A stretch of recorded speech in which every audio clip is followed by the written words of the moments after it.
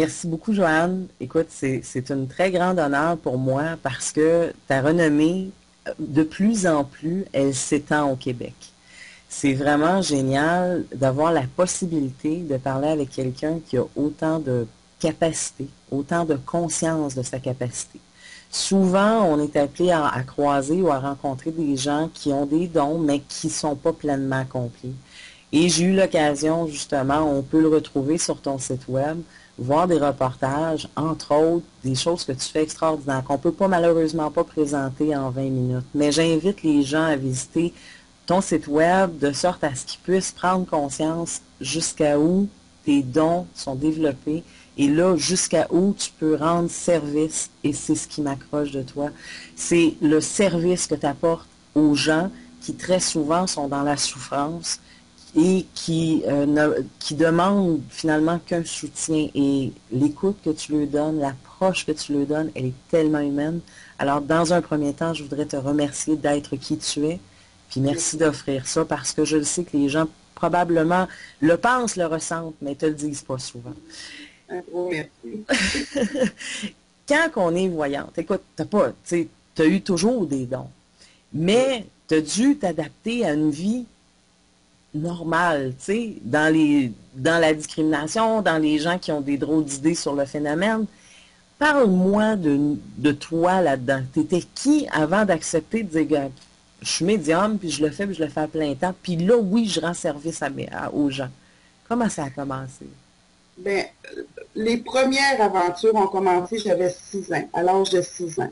Moi, je dis, c'est merveilleux les parents que moi j'ai eus. Je me sens sincèrement privilégiée d'avoir eu des parents qui m'ont nourri dans ce que j'étais en tant que petite fille. Quand je jouais toute seule, puis je parlais toute seule dans la chambre, ma mère, elle me disait pas, Joanne, viens souper, puis arrête tes niaiseries. Elle disait, Joanne, viens souper, dis à tes amis qui t'attendent, puis viens souper, tu iras les rejoindre par la suite. Fait Wow. que j'ai grandi dans un événement où ce que j'étais très bien entourée.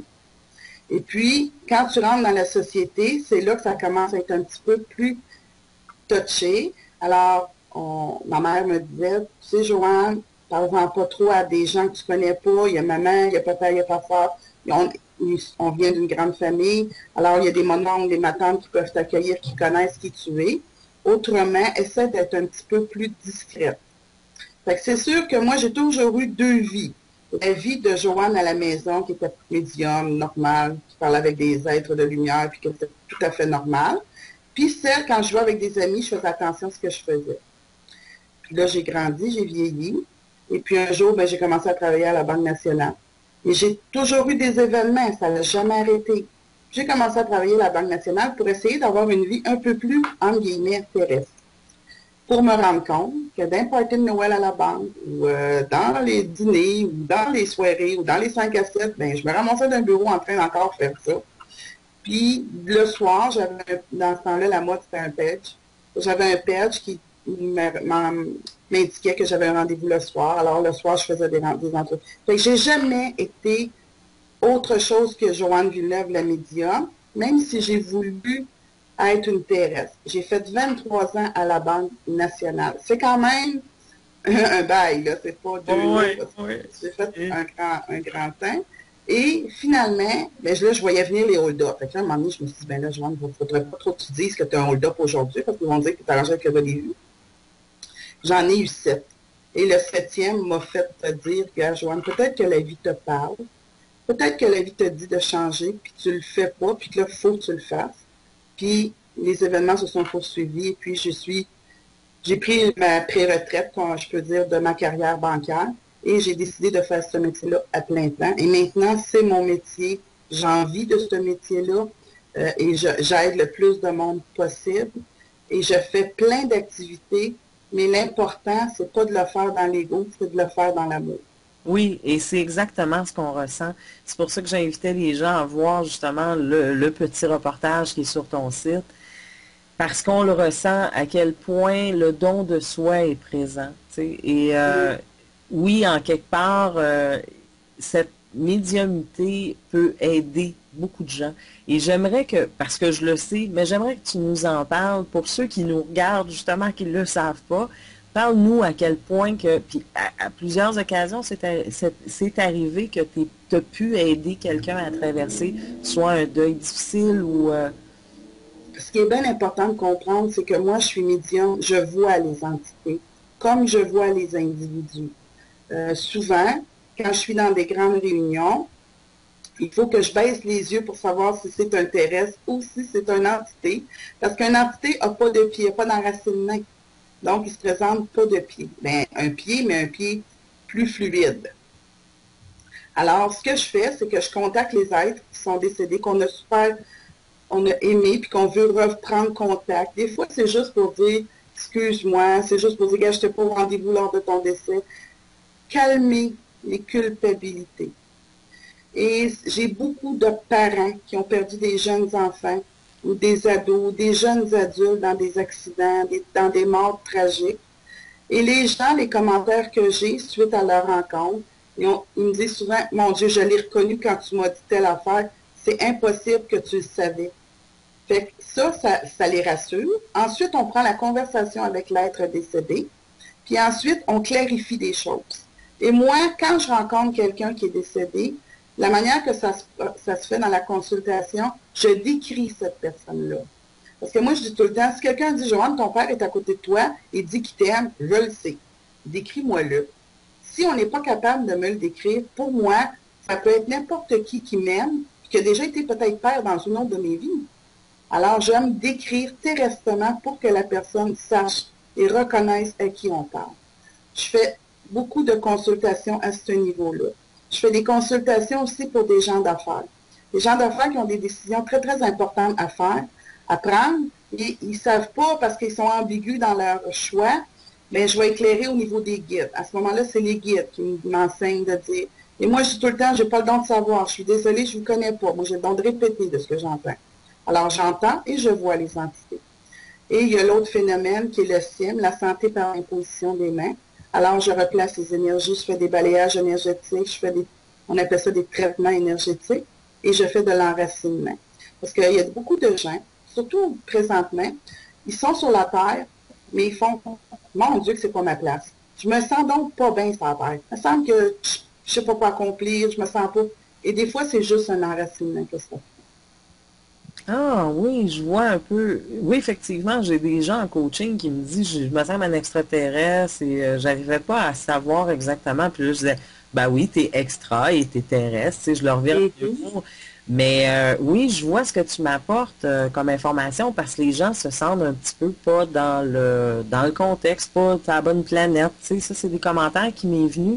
Puis tu me dis que c'est vraiment au niveau de l'enracinement de l'être dans l'involution, finalement, c'est ça? Oui. Souvent, quand on s'incarne, on aime notre incarnation, tout ça, puis on a eu une belle incarnation, ça va bien. Mais il y a plusieurs personnes que, une fois incarnées, ils font ah non, finalement, ça ne me tente pas de me réincarner. Ça me tenterait de rester de l'autre côté. Je suis bien, moi, de l'autre côté. Mais là, tu es incarné, il faut que tu fasses ta vie. Donc, tu te sens en deux mondes. Ouais, okay. Ils ne sentent pas leur place sur Terre, mais ils ne sentent pas leur place nulle part. C'est ça qu'on appelle des gens mal enracinés. Alors, on les prend, on fait un beau balayage énergétique, on équilibre tout ce qui a équilibré et on enracine. Wow, ça fait des fois, ça fait beaucoup de différence au niveau de l'équilibre. Par la suite, les gens se sentent beaucoup plus équilibrés. Émotionnellement aussi plus stable, je présume, parce que quand on ne sait pas, on est comme tout le temps de deux chaises, t'as pas de tomber maintenant, tu sais. T'es pas bien sur aucune des deux chaises, mais t'es de prendre deux, là, c'est pas. Ouais, c'est ça. Effectivement que c'est un très bon service à apporter au niveau de l'équilibre général. On le voit très clairement. Tu donnes aussi des ateliers hein, pour développer tout ça. Si j'ai bien compris, on peut, à ce moment-là, j'ai un don, je vais te voir, je peux me mettre à pratique et tu m'enseignes, tu me guides finalement. Cet atelier-là, elle a été bâti parce que les gens me posaient des questions. Comment tu fais ça? Comment tu atteins ce niveau-là? Puis moi, j'ai cherché beaucoup sur Internet des cours de médium, puis je ne trouvais pas ce qui me satisfaisait. Fait qu'un jour, j'ai eu la canalisation, puis mon conjoint, puis la canalisation a dit, écoute, peut-être que ce serait bien que c'est toi qui me formes le cours. Donc, j'ai monté le cours. Ça m'a pris plusieurs temps, comme 2 ans.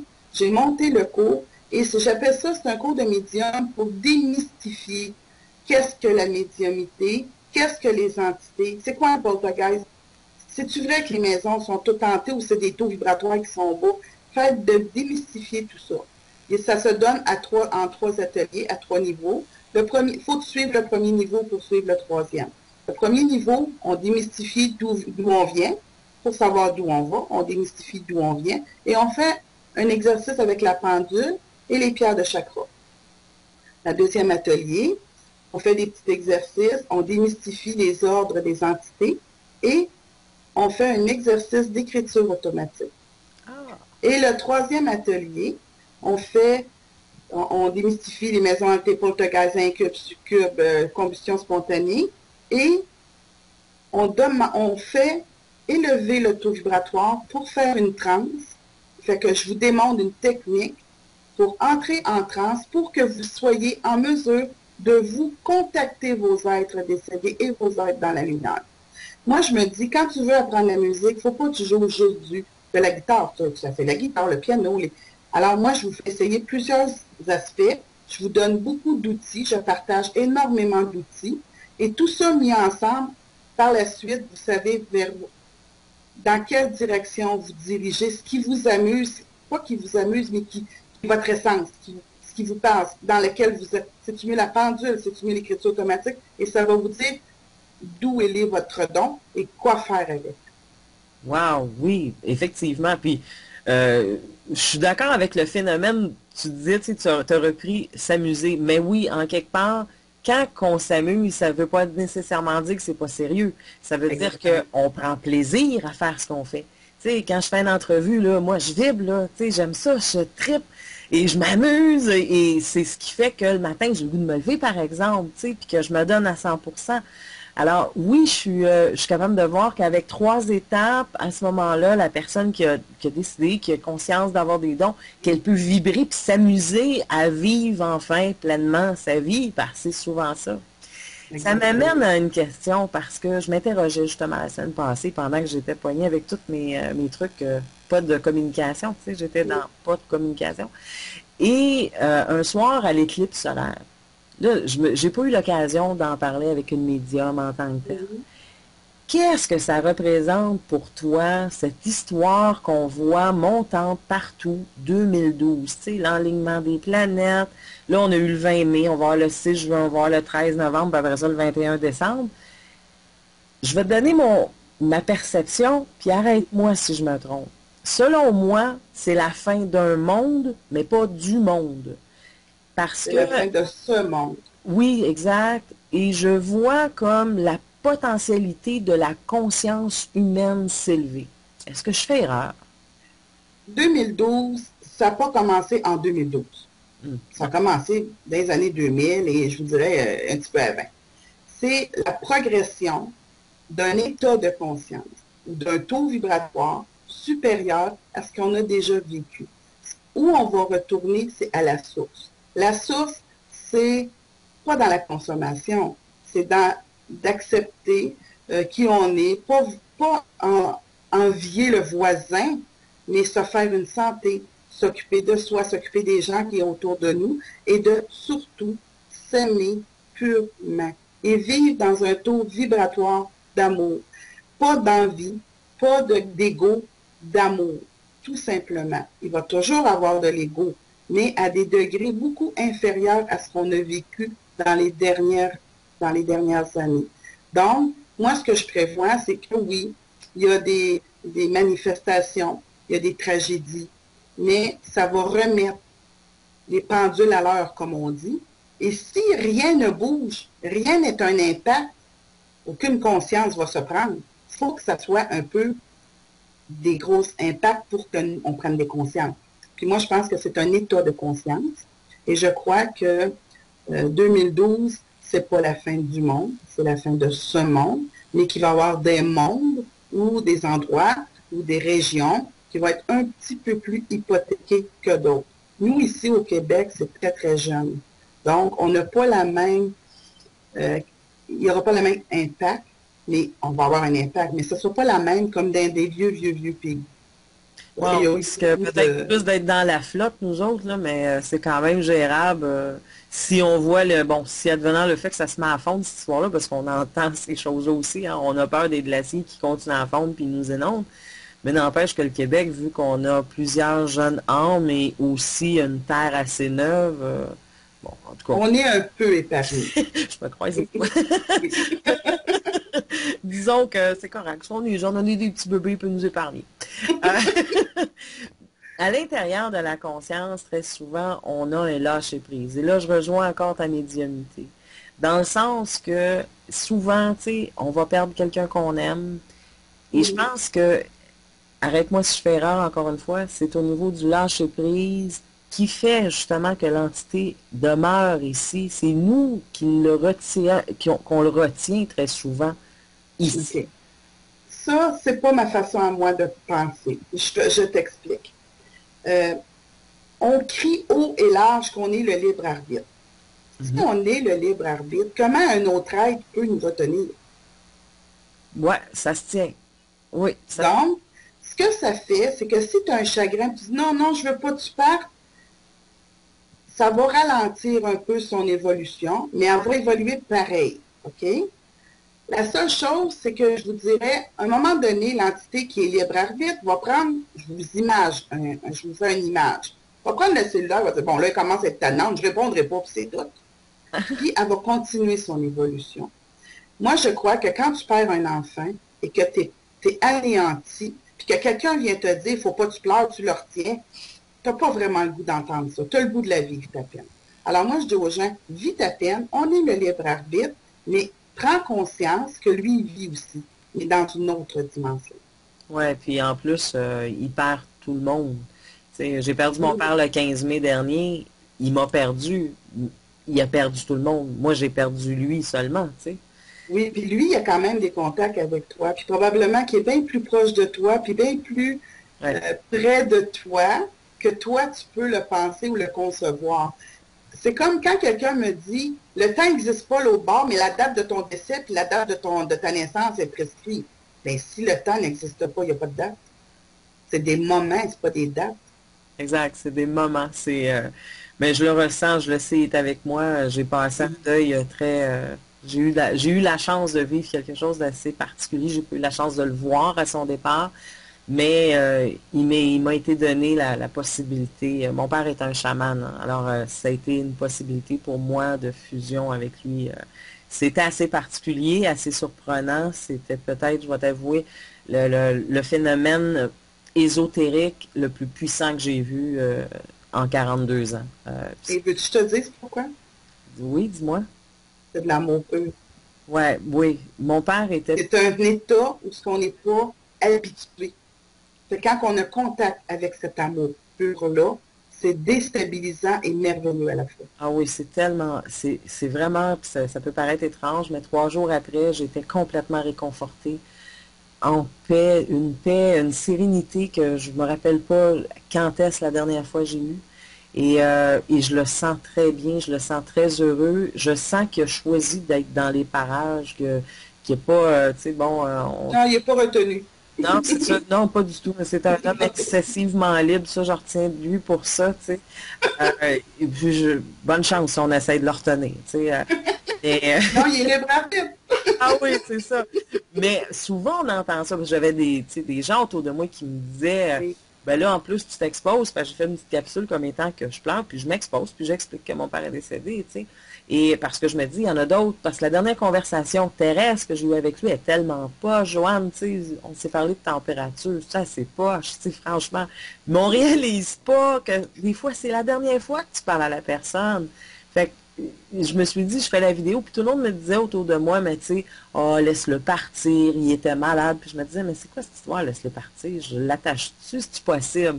Puis c'est pour ça que je t'ai posé la question. Puis je suis certaine qu'il y a d'autres personnes qui doivent s'interroger aussi. Mais dans les grandes lectures, souvent, c'est ce qui est marqué. Mais moi, ce que je trouve un petit peu dommage, si je vais au niveau de la religion, puis on dit, OK, il faut que tu penses à Jésus, il faut que tu pries Jésus, ça veut dire que lui, tu ne l'empêches pas d'évoluer. C'est comme pas de logique. Moi, je me dis, il faut que tu ailles avec la logique. On se dit libre arbitre. Comment on peut faire tenir quelqu'un si on est libre arbitre? Exact. Et On est libre arbitre. Effectivement. Même l'entité, un bout de temps, comme tu dis, quand tu lâches le trou, il répond plus là, à l'appel. Mais on fait ça en tant que terrestre, fait que je vois pas pourquoi que ça serait différent avec dans un état astral. En Exact. quelque part, tu sais, tu t'es poussé à avancer, tu es curieux, hein, tu veux voir, tu veux grandir. Fait que bon, oui, effectivement, et c'est très rassurant ce que tu apportes comme point. Je suis à même de pouvoir voir aussi que cette réplique qu'on dit pour essayer de réconforter, c'est absurde, tu sais, finalement, Ben, t'as pas c'est le droit de pleurer. C'est l'être que tu as aimé le plus au monde, t'as pas le droit de le pleurer. Et je suis terrestre, j'ai le droit de le pleurer, puis je vais passer un autre appel, mais que ma peine s'est passée, puis c'est tout, là, tu sais. tout C'est à aussi d'accepter que les gens, ils sont pas morts. C'est le corps physique qui est mort. Mais pas, leur état est là, là. Vous savez, si il n'y aurait pas d'état, il n'y aurait pas de maison hantée. S'il n'y aurait pas de mémoire, s'il n'y aurait pas de souvenir, il n'y aurait pas de maison hantée, là. On vit même au-delà du terrestre, là. Oui, tout à fait. Effectivement, j'ai parlé avec des investigateurs justement hier soir et il m'a raconté un fait. Je t'invite à regarder justement son Mhm. entrevue. J'ai fait parce que oui, je crois à tout ça parce que bon, j'ai à plusieurs occasions j'ai été amenée à vivre à l'intérieur de ça. Comme je te dis, mon père était chaman, ma grand-mère était Wicca, tu sais, j'étais une famille assez païen, assez spéciale. Alors autour de moi, ça a toujours été assez facile d'acceptation. Mais reste que ça fait peur parce que les gens imaginent, quand on en parle, tu sais, les gens s'imaginent toujours à du poltergeist. C'est forcément des démons, c'est forcément. Puis, écoute, il y a des génies, il y a autre chose là, que des démons. Là. Il n'y a pas juste des grosses affaires pas belles là, dans l'invisible. Le, le poltergeist, c'est un bruit frappé. C'est pas un type d'individu ou d'âme, c'est un bruit frappé. Suite à ce bruit-là, il faut aller déterminer c'est-tu quelqu'un qui veut attirer ton attention pour l'aider à passer dans la lumière, ou si c'est-tu quelqu'un qui a juste un message à te dire, ou si c'est quelqu'un qui aime bien ta maison. Il faut définir. Ah oui, ben oui, parce que effectivement, c'est. Tu sais, ouais, quand on y pense, c'est quoi? Pourquoi pas? Je suis plus dans mon corps terrestre, j'ai la possibilité d'aller vivre dans la maison de Céline Dion. Écoute, ça va peut-être me tenter. Un peu. Hein? Mais Ouais, on est plus attaché au bien. On est on plus est plus attaché. attaché, mais reste que, tu sais, tu comprends ce que je veux dire? Dans une Oh! atmosphère, on est bien, on est chaleureux, ça va bien, il y a, bon, il y a de la bonne musique, hein, forcément, je sais là, il y a forcément de la bonne musique. Et à partir de là, à partir de là, moi, je décide, je pars plus. Fait que, bon, Ouais. elles viennent d'avoir un coloc qui paye pas pension, par exemple. Puis là, Mais, on va faire poltergeist. ouais, quand je veux de la musique, je fais du bruit. Fait que, bon, à ce moment-là, OK, c'est plus clair au niveau du poltergeist. Tu sais, on va, parce que les films d'horreur, hein, les gens sont aussi pris avec ces histoires de films d'horreur. Puis ils se font des Les, histoires ouais, de peur. ouais, les films d'horreur. Mais ça dépend, Diane. Il y a des films d'horreur qui sont basés sur des faits réels. Oui, aussi. Le film Exorcist, c'est un film, premièrement, c'était un monsieur, c'était une jeune fille, c'était un jeune homme qui il y avait une matante, fucké fuck all, qui jouait avec le Ouija, puis qui jouait avec les entités, puis que cette matante-là, un jour, elle est décédée. Fait que lui, il a pris la planche Ouija, puis il a fait, ben, je vais la contacter. On a toujours travaillé avec ça pour aller jouer avec les amis. Fait que lui, il a voulu faire ça, puis ça a mal tourné. Il y a un entité qui reste dans la maison. Ben, c'est pas tout ce qu'on voit dans Exorcist. Il y en a qui c'est un peu plus réel. Exorcisme d'Emily Rose, c'est un fait vécu. C'est Anna Michel qui a vécu ça et qui en est décédée. Et c'est quelque chose qui est bien répertorié parce que ça a fait la cour. Il y a eu un jugement, il y a eu une condamnation. Donc, on peut avoir des informations au niveau de l'Internet à ce sujet-là. Mais il y en a que c'est vraiment des... Massacre à Lassie, c'est un film d'horreur, mais c'est... Psychose, c'est un film d'horreur, là. Ça, c'est pas... Ouais. rien de vrai, là.